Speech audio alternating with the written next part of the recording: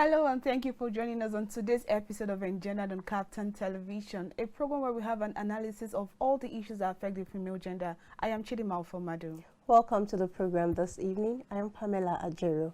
We'll bring in the topic and also our beautiful guest after this break. To stay with us.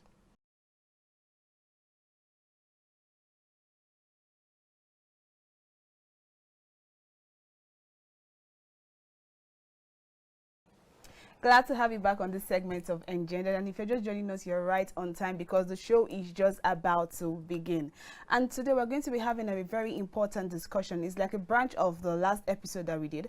The last episode we discussed human trafficking, and today's topic is like an aspect of human trafficking that we're going to be discussing today. Today we're going to be discussing sexual exploitation with a girl child activist, Chidinma Makuachukwu. You're welcome to the show. Thank you. Hope I got the pronunciation of your name. Yeah, you did. Thank you.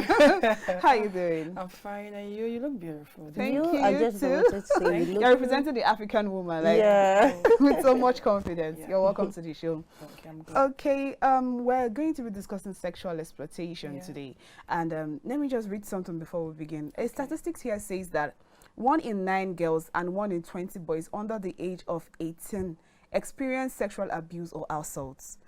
82% of all victims under 18 are female. Female ages 16 to 19 are 4 times more likely than the general population to be victims of rape, attempted rape, or assault. That's the sexual assault. You see why, out of the statistics that I read now, we just mentioned the boys in one aspect. The remaining parts, most percentage of it is the female. That's why I'm focusing more on the female gender today.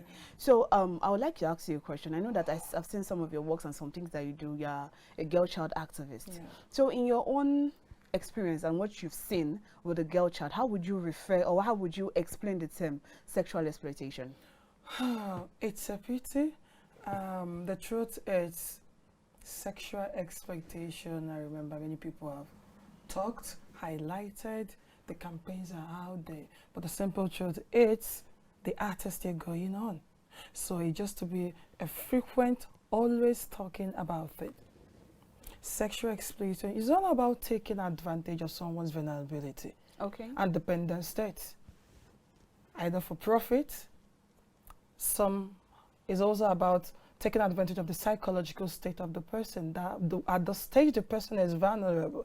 The person doesn't have a choice than to accept your demand. So the issue is, how do we curtail this? Because it is there. How do we handle this situation?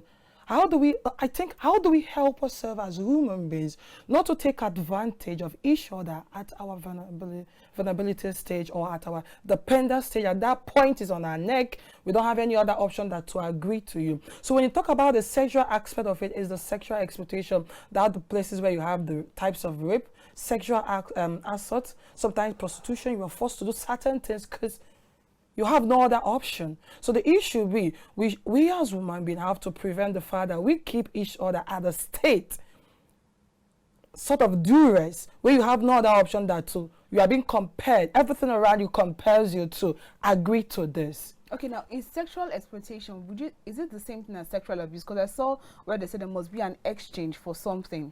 Exploitation is at a vulnerable stage, dependent stage. The perpetrator takes advantage of the victim. So when because sexual exploitation is a sort of like, okay, I need this and I know you need this, so for me to get this, like in exchange for something. In exchange for something, that's how you get it. Like when rape can be a sexual exploitation act.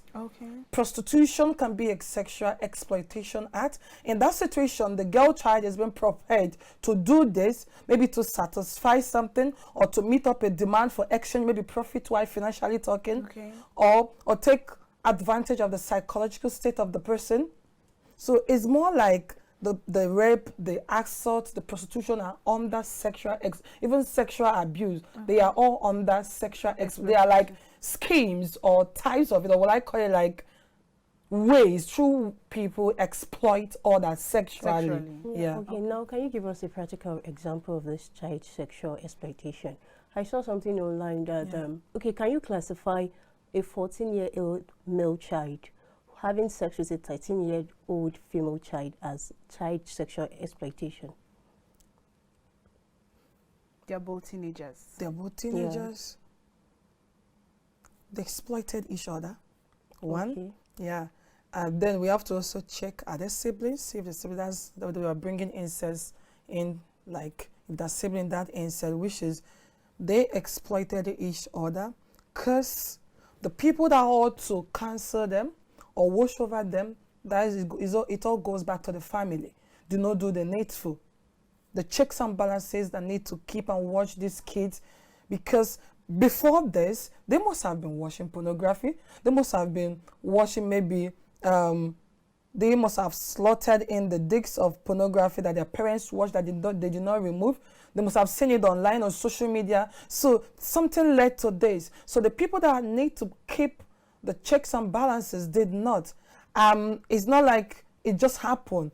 There is a process for them to get to that stage, to have the boldness to do this. So at this point, you have to do what? Point back to where did we get it all wrong?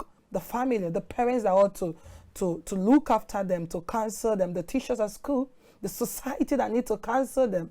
So I think this instant is an instant of exploitation. Both exploited each other, but the truth is something influenced this, and somebody that need to stop that thing that influenced it did not do so. It can be the family, it can be the school, it can be the society. That's why when you talk about sexual exploitation, we can stop it, we can prevent it. Okay, now before we move to the aspect where we have to counsel and stop it, now let's look at some of the causes. What do you think are the causes of this particular act, sexual exploitation? Because earlier this week we had an episode where we spoke about human trafficking, and you mentioned rightly that it's like an exchange for something, where someone has to exchange something. And one our guest mentioned is at parts of the forms of human trafficking, or part of the reasons why people traffic other persons. So what do you think are the other causes of this sexual exploitation? Number one is poverty. I think, you know, for one to be compared is like you are being forced to do, because sexual exploitation is like you are it's not you. In your normal state, you won't.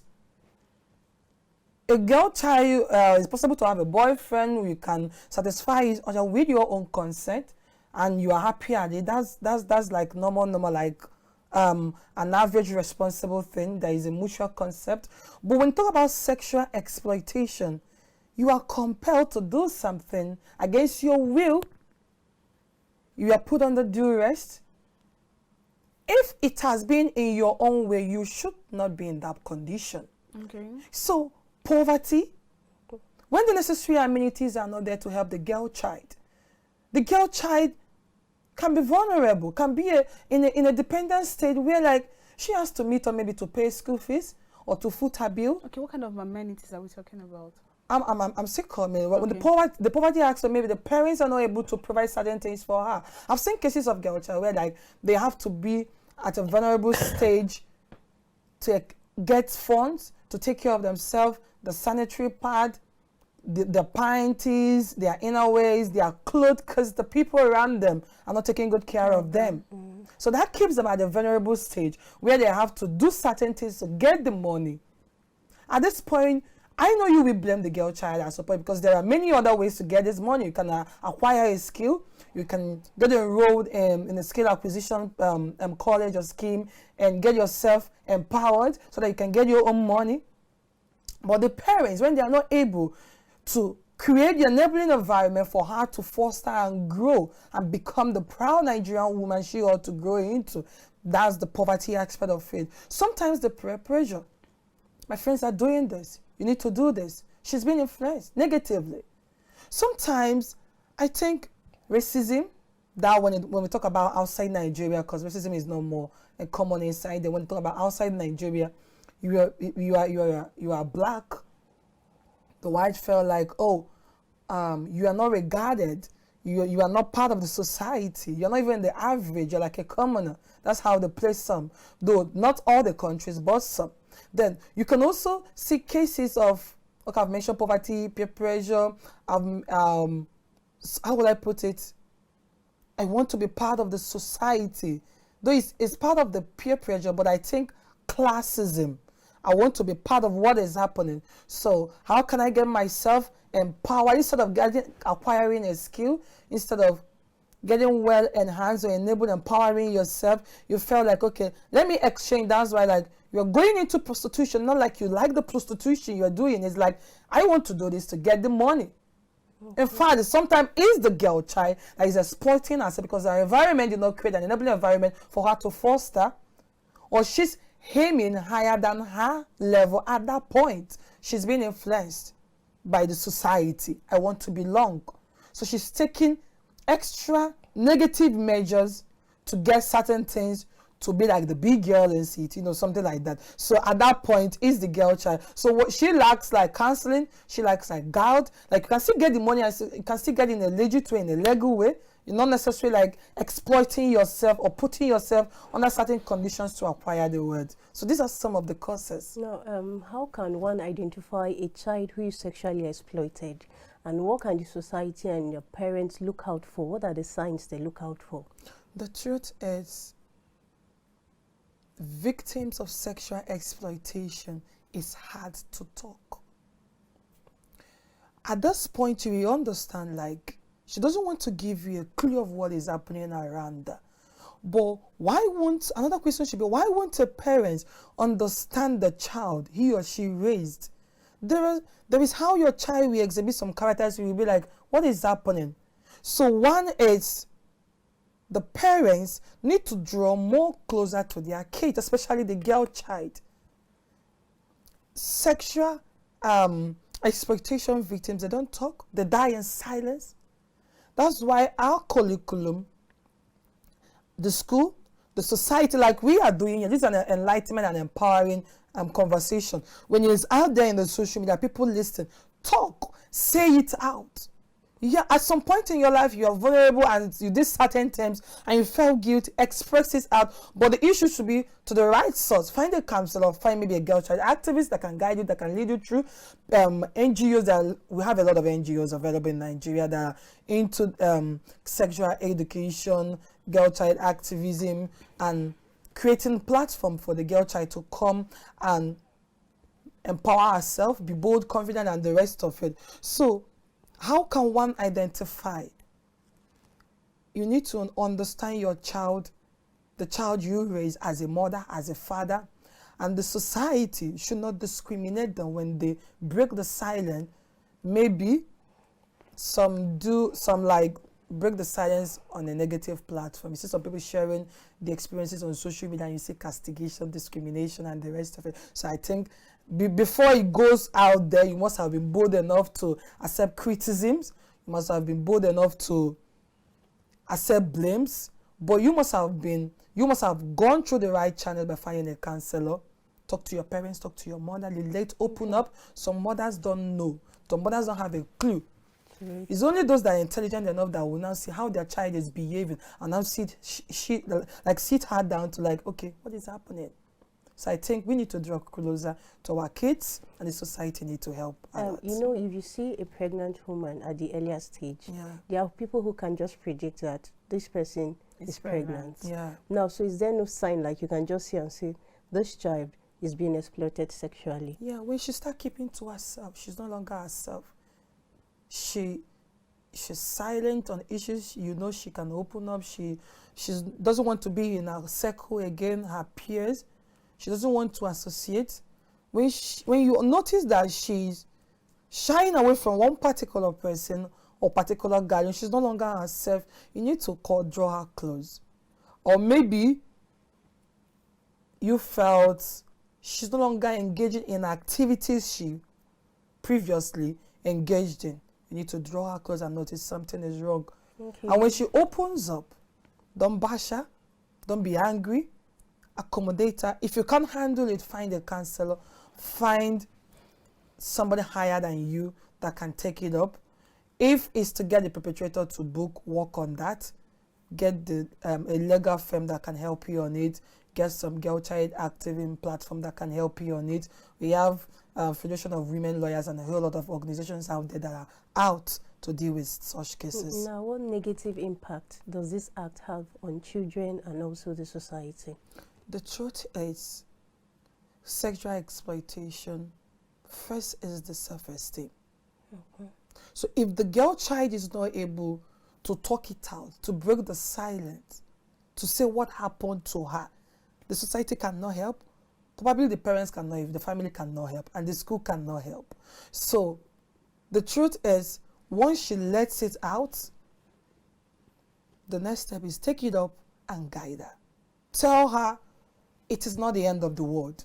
It happened. Yeah, you were exploited. Either you contributed to it or certain factors contributed to it.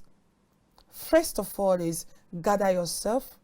You can still become the best version of yourself. It's just for you to take the courage and take the next step in building the woman you are. We have seen many exploited individuals and children in the past that when they broke the silence and talked about what happened to them, people helped them to stand on their feet. And today they are advocating, today they are empowering people, today they are talking, today they are trying to make sure that the girl child, that the rate of sexual exploitation is reduced, the percentage in Nigeria and across the world. So it's more of the talking. When you talk, you give the clue for the guide to come. Okay, I want to make reference to something you said earlier. You said one of the causes is poverty. Now, some people have the school of thought that poverty is a thing of the mind. Yeah. It has to do with the mindset. Yeah. So that people that make excuses for doing some certain things because of poverty is not valid. And that poverty, that it is not a valid reason for maybe someone to come out and say, this is the reason why I did this. What's your opinion on that? Because if we say that poverty is one of the major causes, that means we should have, so many people are poor. That means we should have a lot of ladies either carrying out prostitution or being sexually exploited in Nigeria. The truth is, we have many ladies doing prostitutions not because they like prostitutions. Okay. But certain things force them into it. Another truth is poverty plays a great role. How do you describe someone in a situation where she's an orphan, the uncles are not helping out? Maybe the properties of the parents were taken from her. Okay. She has nobody to run to. And she has one uncle, or maybe she's not exposed enough. She have one uncle that is telling her, you have to sleep with me for me to get you the money. At that point, she's vulnerable. She will probably do it to have the money. Maybe to have the money to escape the environment at that time. So when the necessary resources are not around the girl child, there are tendencies that she might be exploited sexually. Okay, you're of the school of thought that poverty is a Poverty contributing plays factor. like a great role. Okay, now you've been talking about parents, the role of parents. Parents have to play. We have seen instances where parents come out and they try their best to bring up their children in the best of their knowledge, and still these children still turn out to be who the parents did not expect them to be. Why? What can you say about that? Because if a parent has come out to, if I'm a parent and I've come out to play my role as a parent to train up my child, and at the end of the day, maybe because of the formal education I want to give my child, the child gets to school to mingle with other people, or because I feel like my child should have a phone or should have access to technology, and the child then tends to go to social media and use it for the negative purposes, is the parent still to blame for that particular child? The truth is, whenever a child goes astray, something went wrong from the home. Always the home. It starts from the home. Okay. Then the school, because the home exposes the child to the school, and the home ought to monitor the processes of the child in the school. Okay. If you have a close monitoring of your child's activities, even if you give him or her the gadgets, the devices, the mobile devices, you monitor what he or she looks into. Okay. At some point, you might not control, but you can. You have 75% chances of control and model the child. At some point, then when you have the home have done its best, then the school takes it up. The teachers you educate the child, expose the knowledge of the child, that you can be exploited, speak, talk. These are instances that will show that somebody wants to exploit you.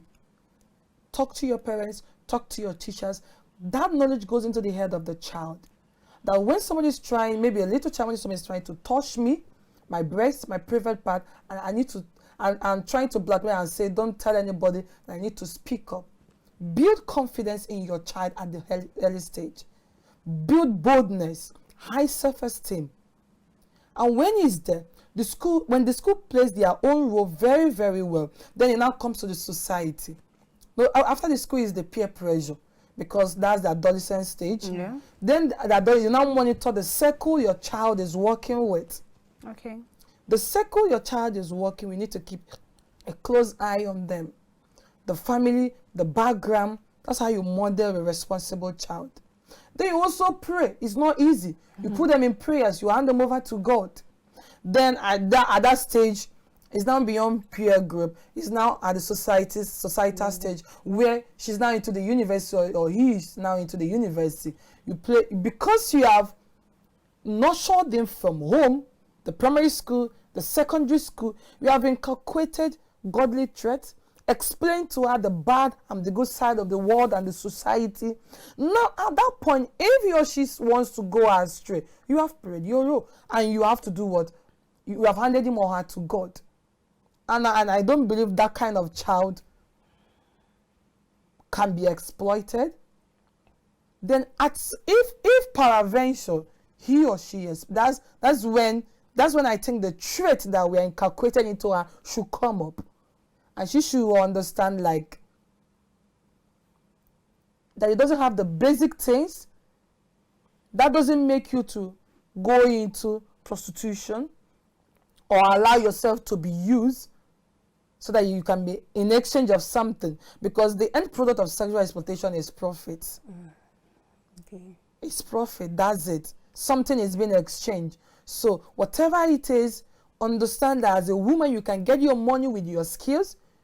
No matter how small you start, just take a step to build yourself up, nurture yourself, your mentality, that you as a woman can become a global figure in the society, can do something, not like you can meet up to the man or you want to drag it with the man, no, that you can become a very reputable individual in the society with your own skills, with your own brain, with your own idea. Just strategize it and make sure you utilize the resources around you, have an enabling environment, and you become the best version of yourself. Now you've stated the roles of individuals, the roles of the parents, the teachers, down to the society.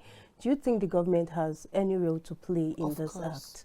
Yeah, that's why when you talk about sexual exploitation, that reminds me of I think section 281 of the Penal Code, which says if you take advantage of someone, even with the person's consent, for immoral purpose, the person is liable to 7 years imprisonment with a fine. So that's when the government comes in. No, the government comes in with the education, the basic universal education that said at least a child should have the primary education free of charge. So the government have started working from that stage, and the curriculum are there to guide the child to become a responsible Nigerian. Aside becoming a responsible Nigerian, to understand the knowledge of sexual exploitation, sexual abuse, know what is rape, sexual assault. To that stage, even if the child is not further with the secondary education, the government have set in. Now, when there is a victim of sexual exploitation, the perpetrator will be dealt with the government, because the legal offense or the legal practitioners will take it up. And that's where the government comes in to say, because you did it, you are going to jail for 7 years and with a fine. So I think the government, all we have to do is to make sure that we execute the law, that we get the perpetrators. Yeah, let the girl child talk. That's the most important thing. Say it, then the help will come. When the help comes, the government takes it. Okay, now what I would like to talk about this particular, because I actually saw a lot of laws against the penal code, like you mentioned. are we really sure, or for you true, are we practical that these laws are being implemented? Because you have stories, if you work one-on-one with the girl child, you have stories of people that have even gone to report these cases, and the people they are reporting the cases to, like for example, you go to, there was a story I read, and the lady went to report at a police station, and the man asked her the next question, I think we both heard it before, are you a virgin? So why are you now coming to come and tell us this kind of thing? It's not your first time. So what is the proof you have? All those kind of things. Sometimes even before you report a case, for some people, the kind of fees that they have to pay to even get the people to believe them, because some of them have been cajoled to pay money before they can actually pen down their cases. So are we going to say, even if people come out to speak, and the people they are speaking to are not helping them take the matter up, how are we going to get it enacted or implemented? I think the first step is, who did the girl child spoke to or is speaking with? You are a victim of rape. Why going to the police? Walk into the welfare department in your local government. Okay. Go to your welfare, report your case. Welfare takes care of the girl child, the women, broken marriages, and the rest. You have NGOs. You have Federation of Women Lawyers in Nigeria. They have their branches all over. So it's about where you can report to the police. Maybe that's like an encounter of someone with the police or in a police station. Yes, possibly there are incidents about that. But the most important thing is, who did you report to? So first of all, the counselors in the school, the primary school, we have guidance counselors. In secondary school, we have guidance counselors. They will help you. In universities, we have NGOs and, let's say, university parastatals, arms that tackle this kind of issues. So it's about, where did you give the information to? Where did you complain to? When you get it to the right source, I know of many cases. I was a former queen to a pageant, a UK-based pageant, in 2021.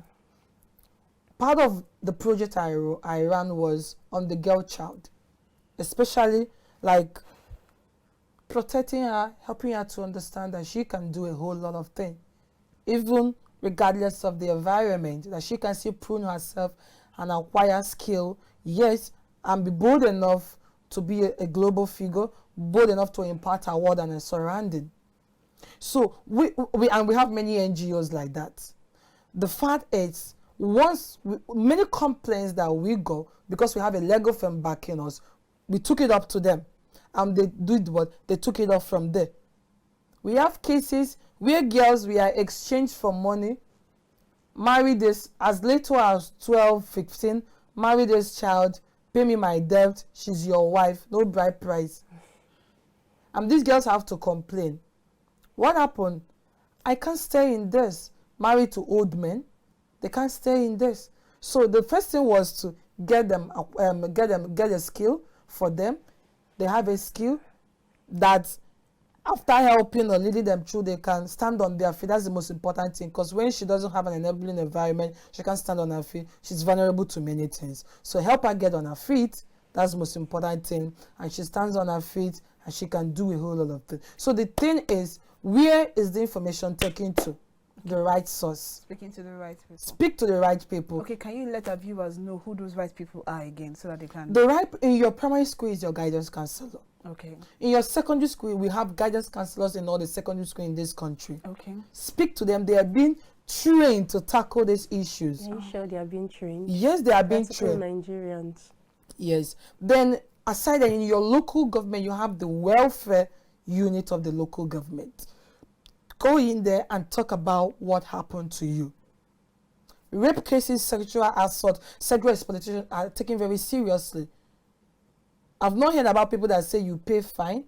I've not heard of, so I know they are taking, when about issue of money, when you're talking about maybe marriages and the rest of it, but when you're about rape cases, they take extra measures to get the perpetrators. First of all, is to take care of the girl child. Okay. Make sure she's healthy, make sure she's protected, she doesn't have an infection, shake with her, she's pregnant, and the rest, blah, blah, blah of it.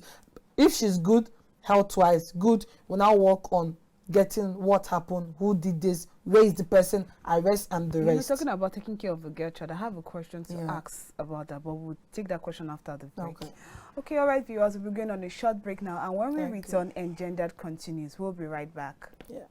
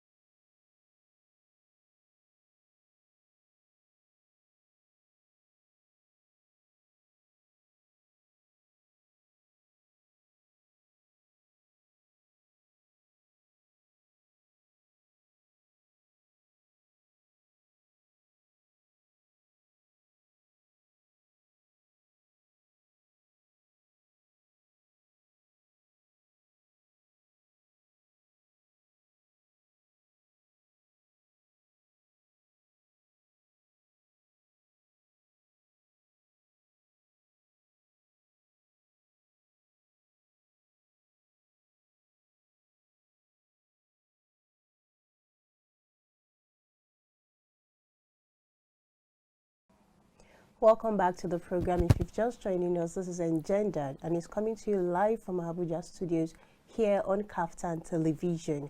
Before we went on that short break, we've been discussing child sexual exploitation with our beautiful guests here in the studios.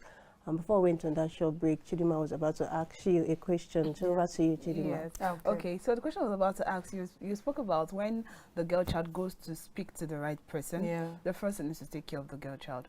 Now, we have seen instances where you hear of rape cases sometimes, and they get to the hospital and they still need to pay a particular amount of money for them to be checked. And now we're talking about children. The children we're talking about are below 18 years. And if some of them don't have guidance or people that are around them to pay that particular fee, how do they now assess the help that they need? Because I think the basic one, I heard someone talking about paying a sum of 5,000 at least to be able to be checked. If the person doesn't go with a guardian, they don't attend to the person. Now, how can a teenager that we're talking about that poverty has affected for them to do that kind of thing now have access to 5,000 or 10,000 or above to be able to pay for a checkup to be okay? I think that's where the primary health care comes in. Okay. Because the government set it up to also handle cases like this. The primary health care is providing health care and making it accessible to ordinary Nigerians. Okay. So, and it's in every community. Yeah, I know of that one. It's in every community. So it's up to the girl child. I know she might not be financially enough to assist herself. Of course, if you walk into a private hospital, they will demand, or they want to make their money.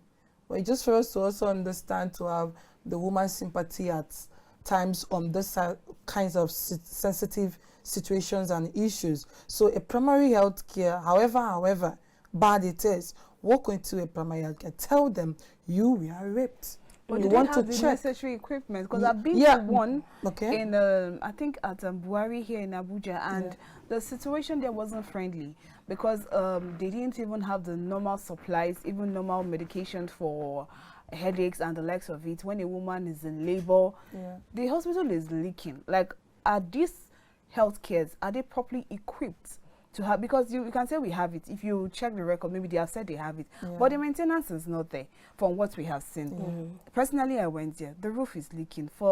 I spoke with a midwife, and she said most of the time when a lady is in labor, they have to take her out of Buhari to town to be able to put to bed. And by the time they are going, sometimes the child may die or the woman may die. The journey is far.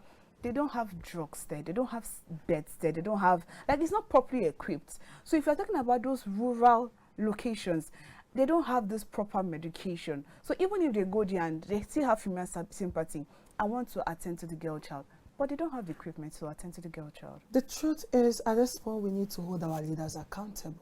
Because the money for this was disbursed. It's how was it utilized? How was it used? So it's also the jurisdiction who is the local government chairman, who is maybe the State House of Assembly member, who is the rep and the senator in charge of that senatorial district. You hold them accountable. If you hold them, we need to hold the truth. We need to hold our leaders accountable. Hold them accountable by open letters, put it out to the social media. Let them come back and do it because they were given the money. The money have been given to them. So need to handle it. I think our society is exposed enough to certain issues, like when you are given something to utilize and that particular politician doesn't want to do it, the whole environment need to hold him or she like accountable to it. And when we talk about the primary health care, the federal government disburses money, billions of money, well, let's say trillions on these issues. And they have officers in each local government and in each town. So it's about accountability of our leaders. Okay, in such cases where, yes, the girl child comes into a health care center where the amenities are not there, that's where you can seek out for NGOs in your locality that tackles or are so passionate about the girl child. Look for one. We have you use the social media, search girl child NGOs around you. You can see their numbers. Put out a call.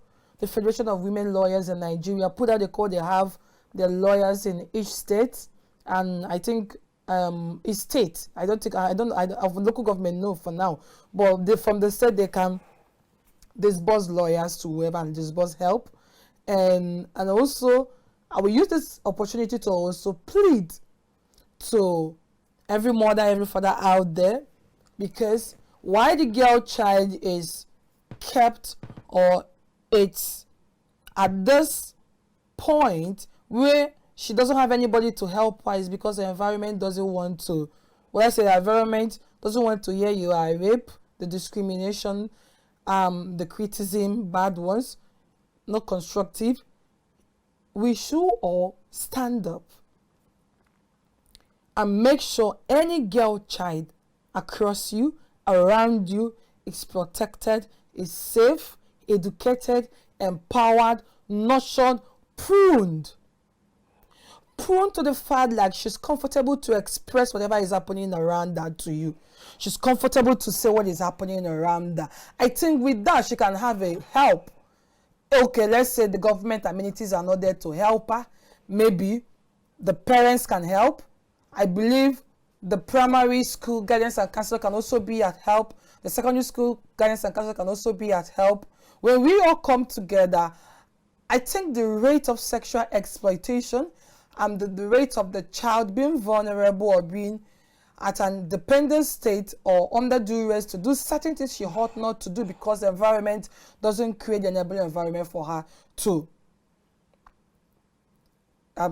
create an enabling environment for her to become what she ought to become or assess certain things she ought to assess. So at this point, let's all come together, whoever you are, wherever you are, any girl child, let's start from the one you have in your house, your sister, your daughter, your house help. Help them to become a better version of them. Thank you. Now you said something about guidance and counseling. Yeah. In reality, these counselors in schools, they don't really have time, especially in government schools. I know how they operate there. Yeah. You can come with your complaint. It's only the ones that are passionate about what they are doing that, okay, and the person will have time to attend to the numbers of people who wants to talk to her. Now, let's talk about the ones that are not passionate about their job. Government workers, if we tell ourselves the truth, we know how they operate because nobody checks and balances them. They can just relax. Yeah. And the child who has a problem and coming to talk to counselor is telling the child, I don't have time, I've closed for the day, you can come another day. So I'm not in that support of going to counselor. Everybody has a parent they can always talk to and go back to. Now, secondly, I want to ask you, who are the perpetrators of this evil crime? I can remember when I was growing up, when my dad's friend used to come to the house. Anytime he comes, he will be like, oh yeah, me and my sister, he will call us and he'll start touching us. Those kind of, unheard things. So I want you to enlighten our viewers to know who are the perpetrators of this crime. How we can of identify them? Yes, of this act. We can identify them by the act. Once you notice that as a little child, whether a girl or boy, there's this big uncle somewhere that will just come to the house, like you said, that calls you to a corner, wants to touch your private part, want to touch your breast, want to touch your body, or want to have carnal knowledge. When we say carnal knowledge, like sexual knowledge of you, at that point you are being exploited. The child is at a vulnerable state, and because the child is not exposed, he or she might give in. And though it takes an irresponsible parent not to understand what is happening in his or her home. So the perpetrators is or are any individuals that keeps you at a vulnerable stage. At a point you don't have any other option than to give in. That person is a perpetrator of sexual exploitation. Give in to his sexual desires, maybe to satisfy him or her at your own dislike. You don't want it, but you are being pushed, you are being forced to do it. Just know that that person is a perpetrator of sexual exploitation. When it comes to the prostitution aspect of it, is when you are being compelled, you need to sleep with this person and bring this also amount of money. My dear, that whoever is giving that instruction is a perpetrator of sexual exploitation. If you go beyond that, when you start talking about trafficking, where some people will gather some girls and take them out of the country, or some even within Nigeria, they will pack them in one place where they have some people that will come and pregnant them. Maybe they sell their children when they give birth. Baby factories is also an organ of sexual exploitation. Whoever they are perpetrators. So you need to report them. Though they can be dangerous, they can, some people in the course of trying to report, they were killed and the rest. You just need to plan your ways and get the right source before you make it so loud or expose your plans or trying to report anybody. At that point, you need to go to the local government, look at the welfare unit of the local government and explain and alert them. You can also alert the police on baby factories. Yes, I think they are in the best position to work on that also. So that's so are you saying anybody can be a perpetrator? Yes, that is, anybody can be a perpetrator. It's not a man or woman something. Anybody, whoever that's trying to persuade you or push you to do something sexually against your opinion, against what you want at that moment, the person wants to sexually exploit you. That is it. Okay, is there a way we can prevent this act from happening? My dear, we can prevent it. We can prevent it. I think institutional framework, when the judiciary, the police, the social service agencies, NGOs, like this TV is doing, I must commend the two of you, like doing this, bringing people on board to talk about the girl child and our problem. You are helping to enlighten people. You are helping to prevent it. At least 1, 2, 3 or 4 people will hear about and understand. Maybe they might be in that situation. You understand, see, this never happening to me. This person is sexually exploiting me. So thank you and kudos to that. So the first is the enlightenment. We talk about it in the church, in the mosque, the social medias, handles, the media, both digital and printed media. Everybody have to come in and start talking. Then make education accessible. We will commend the government on universal basic education. Then inculcate in the curriculum these things, this topic: rape, sexual exploitation, sexual assault, trafficking. Let this teaching be inculcated in the minds of these children from the younger age. So when this act, they see this art, they understand, oh, this is what my teacher taught me. And let's be raw with our words. Don't try to package it. No, the word is so exposed. You can't package it anymore. Tell the child what he or she needs to hear. Because she might hear it outside and hear it from a bad source that will not explain it well as it ought to be explained. So, education, enlightenment, institutional framework, everybody collaboration, it has to be a partnership because it's a war, it's a battle. And we all need to come together to handle it. Then perpetrators must be brought to book. Like, and make it so official and announced. So that anybody that has the money to go and do something again, or within that, we understand, oh, if you tried it, this is 7 years imprisonment and a fine. And probably in that 7 years, you are coming and you are an ex-convict. Of course, you cannot even contest or do anything in the society. So that is a bigger wahala for you. And another thing is to tell the girl child, wherever you are, do not die in silence. Talk. It's when you talk that the help comes. And talk to the right source. Call your mom, call your dad, tell them, this uncle, this brother, look at what is happening.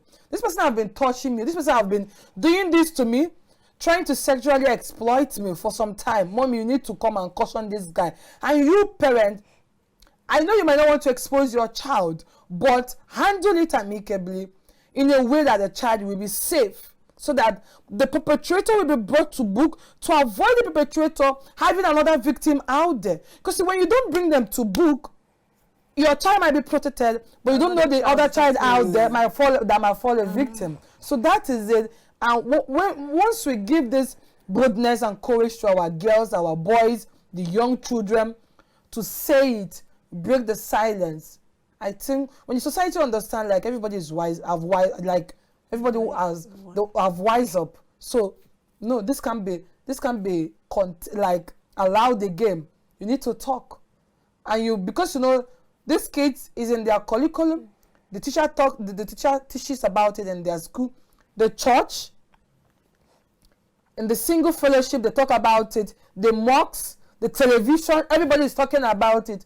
I think the rate will be reduced. That's my opinion. Okay. I think it will be reduced. Okay, talking about everybody wising up and we speaking up about it, but some people have the school of thought, some people think that our value system right now has depreciated.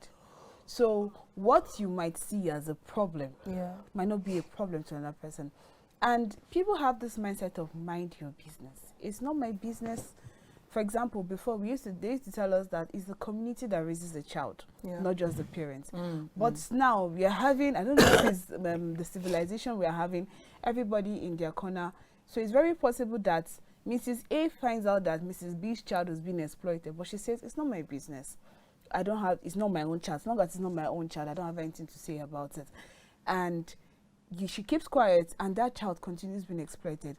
And it's possible that she goes up to speak up, and Mrs. B feels like you're just trying to be a bad belly, like they will say, or you're just trying to spoil my child or say bad things about my child. So she picks up a fight with her.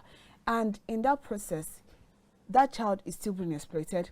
Our value system depreciates in that particular method. So how do you think we can fight this particular mindset or system that we have that is affecting our value system in Nigeria right now? I think all of us have to be our brother's keeper. Because it can be my child, it can be your child. It can be your child. So possibly I might not notice it, you might notice it. Call my attention to it. Okay. Tell me, look at what is up. And I don't think any responsible mother that is being like explained to look at what is happening to your child will be angry to the person. Though it depends on how the communication went. Yeah. So it has to be a maturity, a mature conversation. See, look at what is happening to your child. Though. See, look what I've noticed. Every responsible mother will take it up to see to the end of it. Because when a girl child is being exploited, damaged, a nation is being exploited and damaged. When you raise a girl child, you raise a nation. When you raise a responsible girl child, you raise a nation. So when we all collectively be our brother's keeper and raise a responsible girl children, a society where the girl children are bold enough to communicate their problems and issues to the right source, I think the perpetrators will take a step back and have a rethink and force themselves to be responsible citizens. So it should be we all being our brother's keeper, doing the communication maturely, and looking out for each other's back. The mother cannot do it alone. That's why it's a step. From the home, the school takes it up. From the school, the society takes it up. From the society, the whole world takes it up. So the global world trains a child. But it's a process that will lead to the global world, to the global stage to take it up on themselves to train the person to become a global figure. So, but like I said, it's a process, and we all contribute. So everybody must come together to train a girl child that will not be a liability to the world in the nearest future. And they get you that we are an asset. That's the most important thing. So, because if you train one that will be a liability, probably it's my child that the girl will come and corrupt. Exactly. So I have to try as much as possible, any girl child around me, to train her to become an asset. If I give birth tomorrow to a girl, so I don't have one now. If I give birth tomorrow, and because the person that have been around me is not, I've not trained the girl child well, possibly that girl can corrupt mine. And no matter how, of course, can influence the girl negatively. And no matter how I try to do it, because I have a negative influence around her, possibly my own positive influence can be like 50, has 50. That's like a mixed wahala for me. So all of us need to come together. Exactly. Yeah, all of us need to come together and make it work. Thank you. It's been an interesting session with you. Thank you for the enlightenment. Thank you. Okay, viewers, we have heard it from our guests. We all have to be our brother's keeper. Don't turn a blind eye to what is happening around you. Speak up if you're being exploited. It is not a good thing. And do not let situations or conditions make you to do what you are not going to be proud of tomorrow. Like she said, you can come out tomorrow to be a social or a public figure, and then the internet never forgets. They dig up the bad part about you and bring it to use it against you. Exactly. And that's all we can take on today's episode of Engendered. Do well to join us next time for an interesting episode. I remain Chidinma Ufomadu. I'm Pamela Ajaero. Thanks for joining us. Thank you for having me. You're welcome. Bye.